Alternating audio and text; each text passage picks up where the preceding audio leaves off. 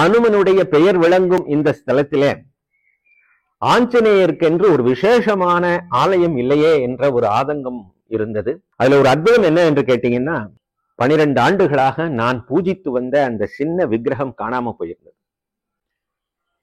இந்த ஸ்தலத்திற்கு அடியேன் 1995ஆம் ஆண்டு விஜயம் செய்தோம்.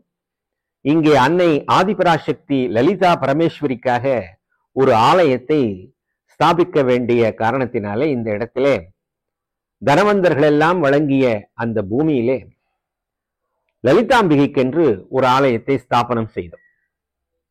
அப்பொழுது நம்முடைய மனதிலே ஹனுமனுக்கு பெயர் புகழ் தாங்கும் இந்த ஸ்தலத்திலே, அனுமனுடைய பெயர் விளங்கும் இந்த ஸ்தலத்திலே ஆஞ்சநேயருக்கென்று ஒரு விசேஷமான ஆலயம் இல்லையே என்ற ஒரு ஆதங்கம் இருந்தது.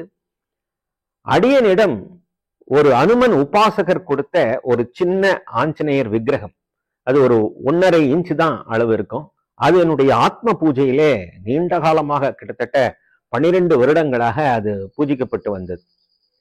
அப்பொழுது நாம் ஆஞ்சநேயரிடம் வேண்டினோம், இந்த புண்ணிய கஷேத்திரத்திலே அன்னை லலிதாம்பிகைக்கு ஆலயம் அமைந்திருப்பதைப் போலவே அடியேனுக்கு அருள் பாலிக்க வேண்டும், உனக்கு ஒரு ஆலயத்தை இங்கே உருவாக்க வேண்டிய பாக்கியத்தை எனக்கு அளிக்க வேண்டும் என்று வேண்டினோம். அனுமன் அருள் பாலித்தார். அன்பர்களுடைய ஆதரவாலே இந்த அனுவாவி சுப்பிரமணியர் கோவில் அடிவாரத்திலேயே ஆஞ்சநேயருடைய சன்னிதானத்தை அமைக்கக்கூடிய பாக்கியம் கிடைத்தது.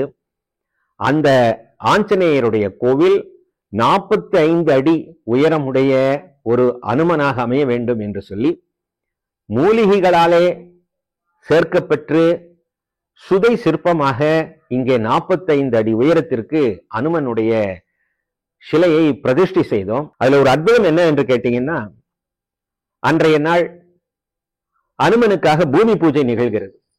அனுமன் 45 அடி உயரம் வரப்போகிறார் என்பதனாலே சிற்ப கலைஞர்களுடைய அறிவுரையின்படி 16 அடி குழி தோண்டி அஸ்திவாரம் போட்டோம்.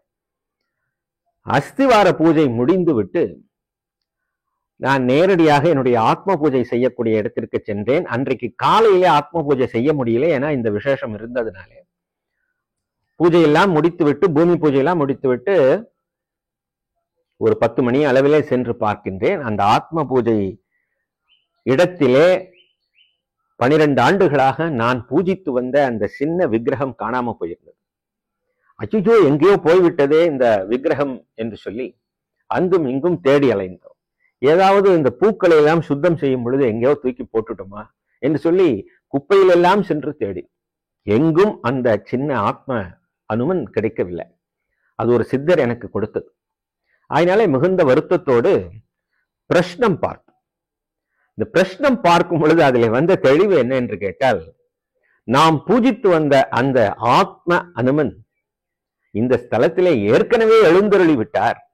ஆகினாலே அது இனிமேல் உன் கைக்கு கிடைக்காது என்று அந்த பிரஷ்ன ஜோதிஷத்திலே வந்தது. அப்படி இந்த ஆத்ம பூஜை 12 ஆண்டுகளாக செய்தனுடைய பயனோ என்னவோ, இந்த இடத்திலே 45 அடி உயர ஆஞ்சநேயரை அமைக்கக்கூடிய பாக்கியம் அடியனுக்கு கிடைத்தது. அது தொடர்பாகவே இந்த இடத்திலே பூஜ்ய ஸ்ரீ தயானந்த சரஸ்வதி சுவாமிஜி அவர்கள் அடியனுக்கு குருநாதர். அவருடைய நினைவாக தயாலயா என்ற ஆசிரமத்தையும் இங்கே அமைத்து பிரம்மச்சாரிகள், சன்னியாசிகள் தங்கி இங்கே தபஸ் செய்யக்கூடிய ஸ்தலமாக இந்த ஸ்தலம் விளங்குகின்றது. ஆஞ்சநேயரோ பக்த அஞ்சலி செலுத்திய வண்ணம் நின்று கொண்டிருக்கிறார். இந்த ஸ்தலத்திலேயே ஸ்ரீராமருக்கும் சீதா பிராட்டியாருக்கும் லக்ஷ்மணருக்கும் ஹனுமத் சமேதராக ஒரு சிறிய ஆலயத்தையும் இங்கே ஏற்படுத்தி வைத்திருக்கிறோம். ஸ்ரீராமருடைய பாதம் இங்கே இருக்கின்றது. இந்த பாதத்திலும் பக்தர்கள் பூஜை செய்து கொண்டு வருகிறார்கள். இந்த ஸ்தலத்திலே அனுமனுடைய கல் விக்கிரகமும் பிரதிஷ்டை செய்யப்பட்டிருக்கிறது. அதற்கு சங்கு தீர்த்தத்தினாலே அபிஷேகம் செய்கின்றார்கள்.